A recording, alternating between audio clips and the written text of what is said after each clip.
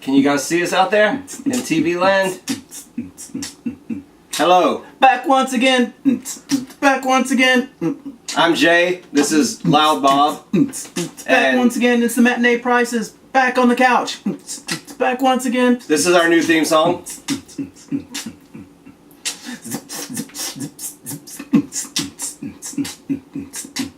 That's right. We're back. Back on the couch. Back in the place. Back on the couch. Back in front of the posters. The place to be, obviously. This is Party Central, as you can see. I mean, we've got... they can't see. We've got tons of people who are just off camera, but this place is jumping right now. We've told everybody to be super quiet, though, so they're not going to interrupt the show. Supermodels. Guys, put it down. Put it down. That's a Ming vase. I will hurt you. I thought you were going to go like supermodels and cocaine.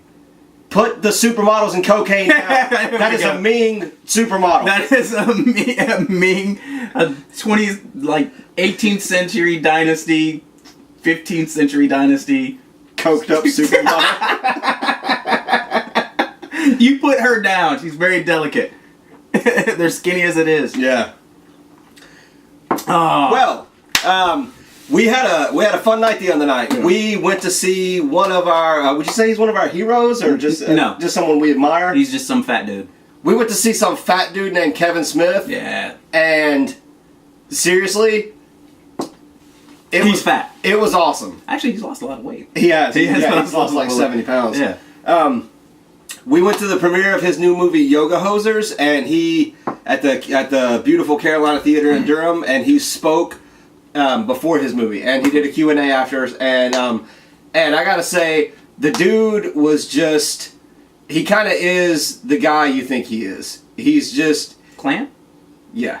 Wow. He still seems like genuinely shocked that he's a filmmaker, that he is still like able to do what he does. Yeah. And it came across in the way he talked. He's like, because his whole spiel is like I'm a famous filmmaker and I have no talent. So anybody could do it. Yeah, and at the end of the show, he was taking questions, and he was like super encouraging, you know, because of course everyone who stands up and asks questions starts with I'm a filmmaker and I'm blah blah blah. And not everybody. 90%. 70-30. Yeah. But and you know he gets these questions every night, and but he was so like positive and supportive, and like his mantra, you know, seemed to be like anyone can do it because he did it. And like I said, super encouraging. Someone's out of practice. But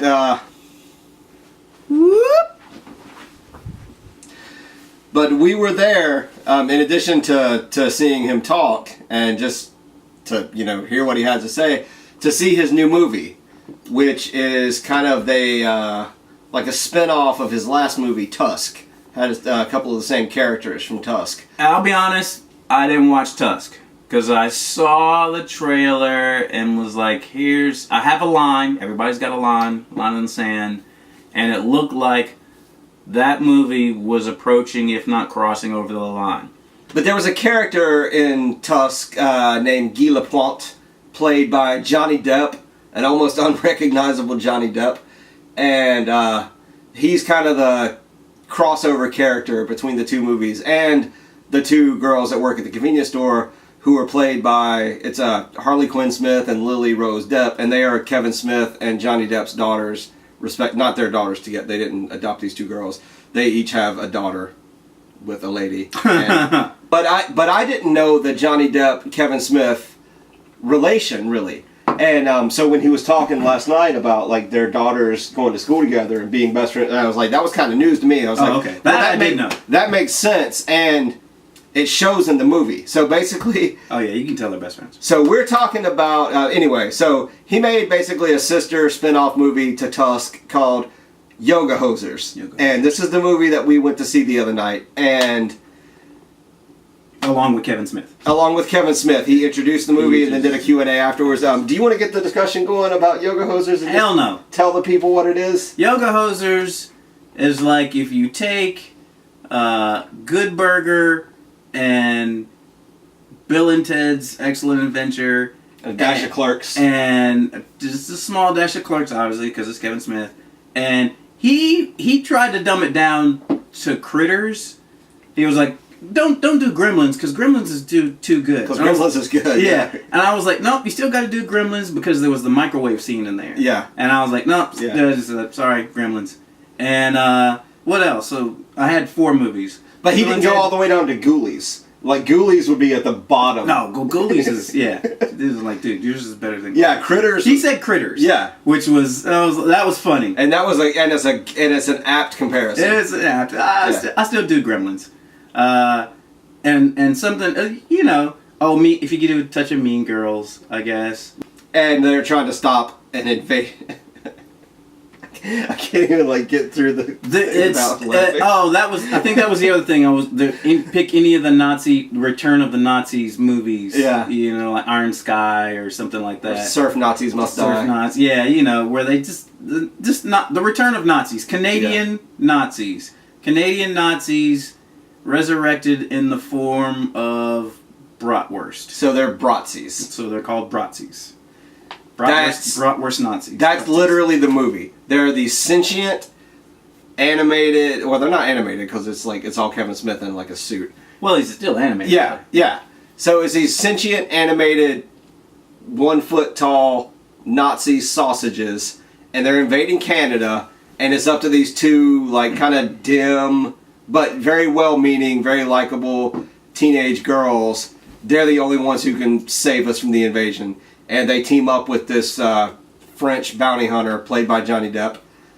Guten Morgen, ja. And they're gonna save the world. Das Boot, ja. So that's the movie in a nutshell. And Wunderbar. Wunderbar. Wunderbar. 9. That is so much 9. It is almost 10. It is almost 10. That actually reminded me of Danger Mouse. They had their scientist who was 999, and he would say 27. every time he would just add it up the nines that he said. I was like, yes.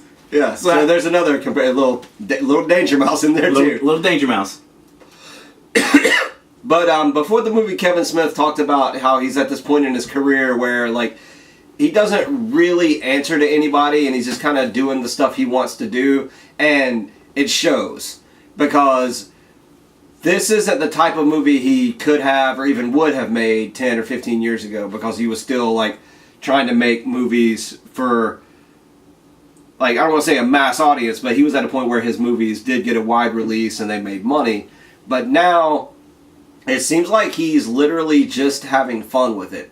And he was talking about how he and Johnny Depp were having a discussion. He's like, yeah, let's just put our daughters in this movie and let them have some fun and see what it's like to be in front of the camera and they can see themselves in a movie.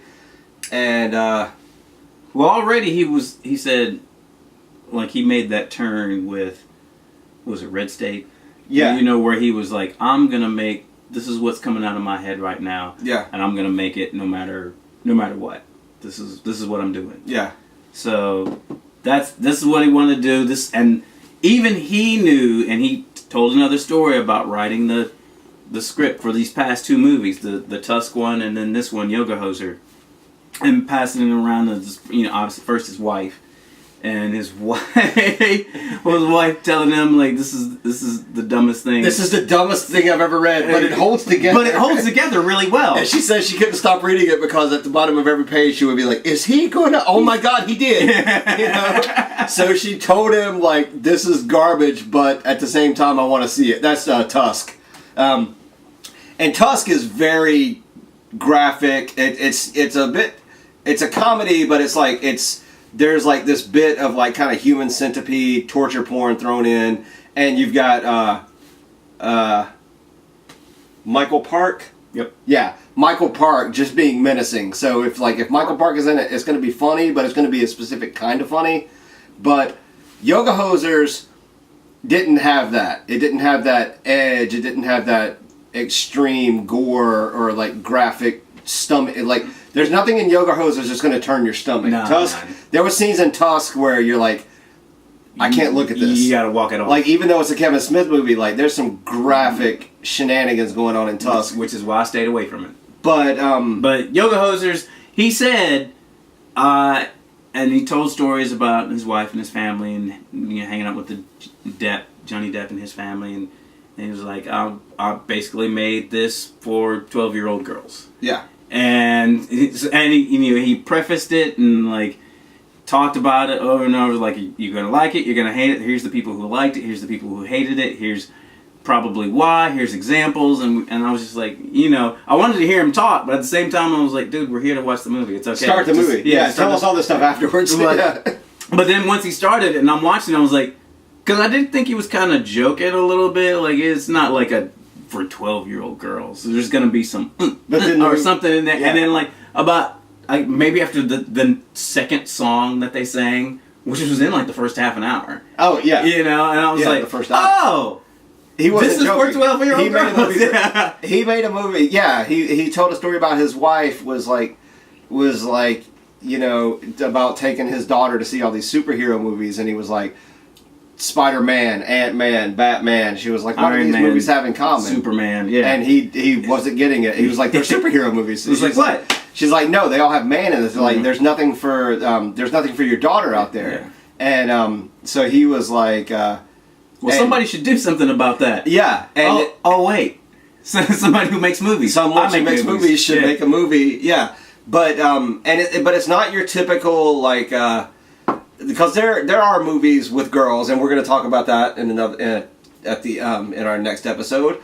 But there was nothing apart from Dick. For guys, there's always been movies like Strange Brew, Cheech and Chong, Bill and Ted, Wayne's World, Harold and Kumar. There's always been movies about just kind of dim slackers who are in over their heads and they pull off the impossible. Will Ferrell's made a career out of that. Exactly. Yeah. But for young girls, especially like teenage girls or preteen girls, they don't really have that. Like, we grew up with Bill and Ted and Wayne's World, so I feel like we've taken this genre for granted because there's always been something for us. Right. Well, it's sort of a combination but yeah, almost any category that you want to name, there's going to be, men and males, whatever, versus, female, whatever. Mm-hmm. And it's always going to be kind of disparate. Yeah, like, it's not going to be equal. Unless it's sexual. Yeah, unless it's sexual. And then yeah, when we were watching this movie, the only thing I could really think of that was similar was Dick, and it's very similar. Just in the, again, not in tone or what the movie's about, but like the the characters that the two female leads are playing is very, Wayne and Garth, Bill and Ted, Harold and Kumar. Good Burger.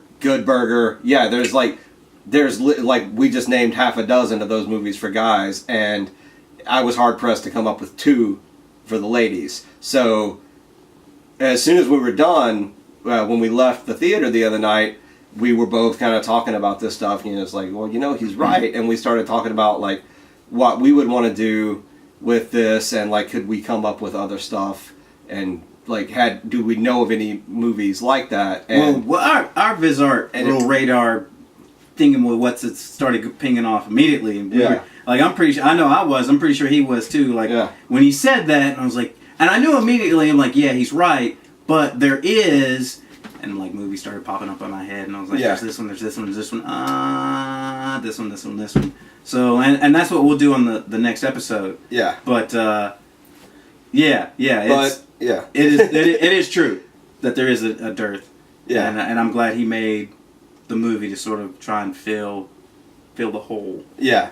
But apart from just like what he was trying to do with the movie, I just want to say a little bit about the movie itself. Was like, there's always going to be like, first off, the audience you're with can definitely enhance and influence the way you feel about a movie. And it's one thing to just go to a movie theater and people paid $8 for a ticket, and that's just what they're doing for the afternoon. But this was like, the director was there. It definitely did not cost $8. No. It was significantly more expensive. Right. So, but still not bad. But no, we definitely got our money's worth. Because you were seeing Kevin Smith, who is a star in and of himself. However you want to define it. I don't say beyond star. Like, he's become like a pop culture icon. Sure. With like comic book men and like all the stuff he's produced. Even the stuff he's released DVDs of just him on stage, talking to people. Yeah. And it's not really stand-up per se. he's just having, it's just a conversation. I think some of them are titled that, a conversation with Kevin Smith. He's like a fat Henry Rollins. But less tattoos. Yeah, less tattoos. But he paying for that ticket, and that's really what the ticket was about. Yeah. You know, was to see Kevin Smith, and the main reason we went. Got to do it. Got to do it for the show. Got cameras going to see this. Yeah. Bought tickets. I went through a lot of rigmarole to get those tickets. They wanted friggin' worth it. They wanted like my information and like what's your zodiac sign and like when you go on a date, who do you want to, you know, what's you like your hair up or down? Did they ask you who your favorite Smurf was? Yes, Snork. Your favorite Snork? Yeah, they went. That's specific. That's personal. That is personal. Yeah. But yeah, the moment it was still no question. I'm like, whatever I got to do. We got to do it. We got to do this, and I handed it to him. I was like so geeking out. Yeah. Because I hadn't been to anything like this in a long time. But what I was saying is, it's when you're going to see something like this, it's different than just going to a theater because these are people who are stoked about being there, and we had just spent. I mean, he talked a good 45 minutes before the movie started. Yeah. And so everybody's amped, and he was hilarious. So, and we're in a crowded, packed movie theater, downstairs, the balcony. So during the movie, there's like tons of applause breaks, and like people are cheering. Like Stan Lee popped up, and he got a big applause break. Friggin' Kevin Conroy, the voice of Batman, he was in it. So it was this infectious energy. The line where his daughter was like, "I wasn't even supposed to be here today." It was like, yeah. So I would say there was a good throughout the movie there were probably at least 10 or 15 applause breaks where people were just acknowledging the awesomeness of what they were seeing. Yeah. And again, I can't really judge the movie based on the experience we had because we had all this outside influence with all the people cheering and screaming and everybody being totally amped from seeing. We were riding the good vibe surf there. So I'm definitely going to see this movie again to see it in a different environment. IMDb gave it 4.7 and Rotten Tomatoes gave it 30%. It's better than that. It's better than that. It's better than that. Yeah. But it's not a movie where you can set your you can't set your expectations too high because you know what the premise of the movie is. So don't be expecting Hamlet. This is two Canadian convenience store clerks, and they're kind of clueless characters, and they're saving the world from a Nazi invasion, and the Nazis are these little sausages. So if you're expecting anything highbrow, pretty good poster. Just forget it. But they're remember he said he made it for 12-year-old girls. Yeah. This is a film for that age group, age bracket. And for that, he nailed it. Yeah. The other thing is that he put in his daughter and Johnny Depp's daughter. And all his friends. And most of his friends. Yeah. But they are the main people. They're the stars. And they're not actresses. They're not actresses. They're not actresses, they're not comedians, they're just best friends. Yeah.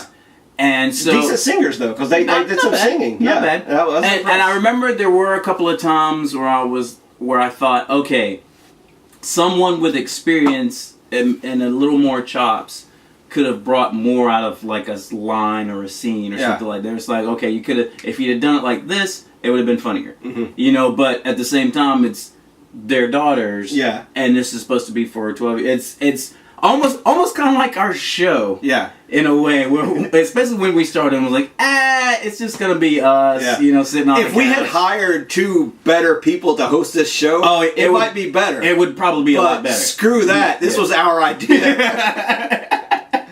But I will say about the two girls, you can't fake enthusiasm, and you can't fake chemistry and camaraderie, and from the jump of this movie, you can't. If you're a girl or a woman, apparently they can fake it all the time. At least that's what they tell me. But there's they tell me that all the time. There's this genuineness all the time, realness to it. I'm not acknowledging you. Looking at the camera. all. You're right. the Okay, time. every word you're saying is right. All right. But I'm trying to sell this movie. Yeah. Not saying it was to our benefit. It's just they just tell me that all the time. Yeah. No, yeah, you're right. It's okay. But I actually really dug this movie. Like I said, I'm going to see it again.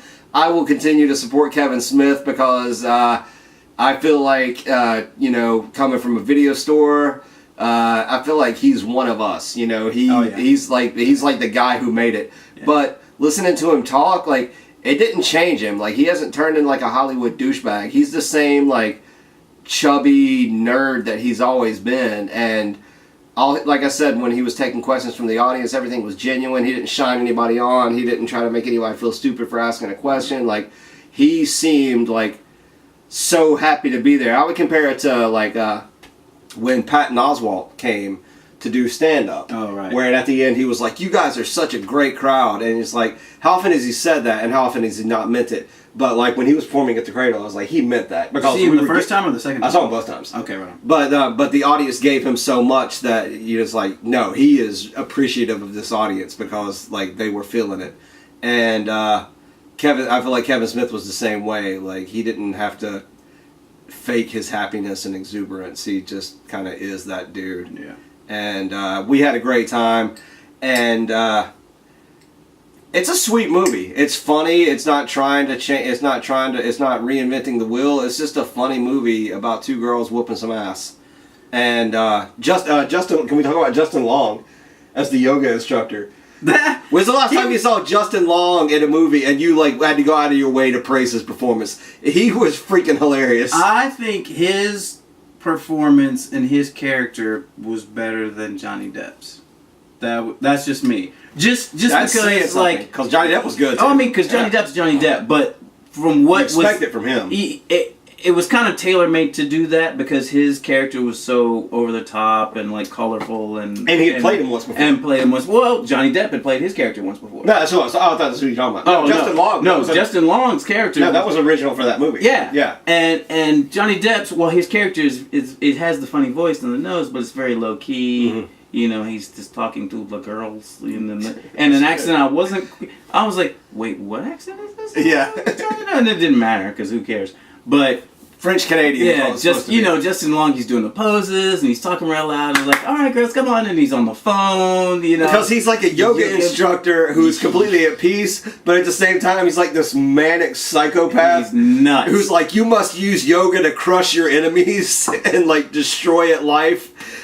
It's like Conan yoga. God, who else? Jason Mewes obviously was in it. Like we said, Ralph Garman, Revelation. The Nazi guy who kept busting out the impressions. Yeah. If you've never seen Ralph Garman, like hopefully he has like some online stuff of him just doing celebrity impressions. He comes in the third act of the movie, and you're just like, what? And it just kind of becomes a different type of movie, and it's like, are you serious? Yeah. With his performance, little Haley Joel Osment has a little cameo in it. Yeah, they did just kind of give him it was like a platform, like, all right. Here's the scene. Well, literally, he was standing on a box. But like now you can do all your impressions. Which ones you want to do? Yeah. We got time. Do 3. We got time for more. Do 4. Yeah. You know, like, all right, go. And they just let him go. Yeah, it was great. Who else? Natasha Lyonne is in it. Tony Hale from Arrested Development and Veep. Sashir Zameda from Saturday Night Live. Probably a couple more people I'm missing. There's lots of really funny people who are in like one scene. Yeah. But they're gone, yeah. It was Kevin Smith making a movie with his friends and family, and there's just something kind of sweet about that. Yeah. And so it's kind of hard. Like, I'm not going to say it's a great movie, but it's a movie that's really hard to hate on because it was sweet. So I'll say I probably won't see the movie again. You'll see it on DVD, probably. Probably not. No. Now, it was one of those things where I enjoyed it. I enjoyed it for what it was. Now that I've seen it, it wasn't in my wheelhouse enough to just go out of my way and see it again without Kevin Smith and all the of crowd, that surrounding the it. Circumstances. Yeah. I wouldn't go unless I had some 12-year-old girl. I'm babysitting. That sounds kind of weird and pervy right now. But you see what I'm saying? Like, since I'm not a 12-year-old girl, it's not quite in my wheelhouse. Or even a 12-year-old boy. Maybe you could dig that too. But more pervy? Yeah. Well, no, because we're in Carborough. Okay. Yeah, so you can 12-year-old girl or 12-year-old. I'm not either one of those. Right. I'm not 12, is what I'm saying. Oh, gotcha. Right. And even you could say because I'm not that immature, but I watch tons of immature stuff. But even my immature stuff that I watch is a little more edgier, a little more adult than this. Yeah. So I would sort of leave this to the summer camp for the kids. For the kids, yeah. But and it's fine. Like for that, it's perfect. Yeah, and I'm like, this more power movie to you. definitely does fill a niche that isn't really, like we're saying, it's like something that is not represented that much. So if you have a young daughter and you're like, I need something for my kid to watch, but she's seen Sisterhood of the Traveling Pants, and that's too sappy, and she's seen Now and Then, and that's too wholesome. Like something where some young teenage girls are kicking ass and taking names and just kind of being badass. That's past Sesame Street, but not Kill Bill. Not Kill Bill. Yeah. Check it out. She would probably dig the hell out of this movie because you can tell he's a good father. You can tell he listens to his daughter and the conversations she has, and like he's picked up on these nuances. Because honestly, I think it would as for a 45-year-old man, it would be hard to write 90% of the dialogue in this movie is coming from the mouths of two teenage girls, and you never doubt it. So the guy's got a good ear, and it was very believable. Here's part of the problem. And it leads to a bigger problem in another conversation. But we keep recommending this if you have a 12-year-old girl. Mm-hmm. What if you have a 12-year-old boy? And I was gonna say he's got to be a gay boy, but he doesn't necessarily. No, because 12-year-old girls could watch and dig Bill and Ted. That's true. Or Good Burger. Mm-hmm. So why can't 12-year-old boys watch this? Good point. And they could, and they'd probably really dig it. Okay. Yeah. Because there's a lot of and they would dig it maybe for a different reason. They would dig it for because it is kind of gore. There's some gore. It's really slapsticky. Yeah, it's cheesy. So they maybe get something else out of it. A little bit of toilet humor. Yeah. It's Kevin Smith, so of course it's going to be. Yeah. But the bratwurst, the Bratzies. The Bratzies. They are funny. Yeah, they are funny. And they're all played by Kevin Smith. Played by Yeah. Wunderbar. Das Boot. He's just rattling off like random German. Yeah, it's like German stuff. It's just German words that everyone knows, but he's not saying anything. No, Ricola is not German. That's Swiss. I was about to say Ricola. That's not Luftballons. Can we end on Luftballons? Yeah, we can end on Luftballons. That's good. Signing off. I am Jay. Wunderbar. That's German Bob. Yeah. Come back next week. We have part 2 of this episode. It's keeping in a similar theme. Guten Morgen. These 2 episodes are Multipass. Are for the ladies. It's not German, but I just want to say These 2 episodes are for the ladies. So come back next week for part 2. We're gonna just fling a bunch of movies at you. A bunch. You'll be ducking movies. You'll have bruises. We're not even flinging them at you. We're flinging them at Kevin Smith. Exactly. He's the one who sort of Kevin Smith. this. Yeah, so, Kevin Smith. If there's anybody out there watching this, again, 1 in a million thing. If this show catches on, if you know somebody or you know somebody who knows somebody that follows Kevin Smith on Twitter or Kevin Smith follows you on Twitter, no chance. Turn him on to this because honestly, again, 1 in a million. But he's the reason we're doing this episode, and I feel like if he saw it, he'd be appreciative because he's that kind of guy. Well. This episode and the next episode. Specifically the one coming up. And for us giving him props to his daughter. She was cool, and he made a funny movie. Yeah, that was cool. And it was funny. Yeah. So, wunderbar.